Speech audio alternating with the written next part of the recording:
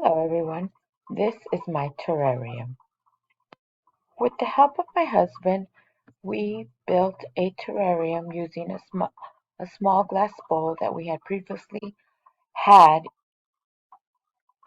with another terrarium inside. So we are now building a new fresh one. We are using mini jade, the zebra plant, lime and chili succulent, and another succulent that I could not find the name to. For the 5E for the 5E lesson plan, I would have explore for one of them so you can see what plants you're using, what type of succulents can be used in a terrarium. We also used succulent soil that we know you can be used on succulents, cacti. We were trying to make sure that they all fit perfectly into the bowl, which that was like the only thing that was kind of difficult, and making them fit into the bowl so that they were presented properly in the terrarium. As we fill the terrarium, this would be another way for students to observe how it should be done and in what steps.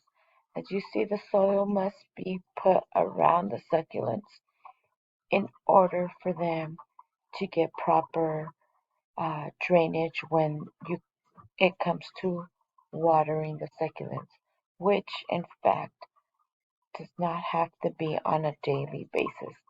Succulents just need a very little bit of water, and they do need to be put in the sunlight. They are considered drought resistant plants. Once we finished with the soil, we started to use river pebble for the top, which is also easy for drainage with the water. But like I have explained, not much water is needed for succulents. And we made sure to spread them out evenly and properly. This is something that can be explained to the students on what the purpose of river petal can be used for. Once the river petal was set, we were pretty much finished, and we just decided to add a tiny raccoon to join the succulents just for the look of it. And this is how the terrarium looked towards the end.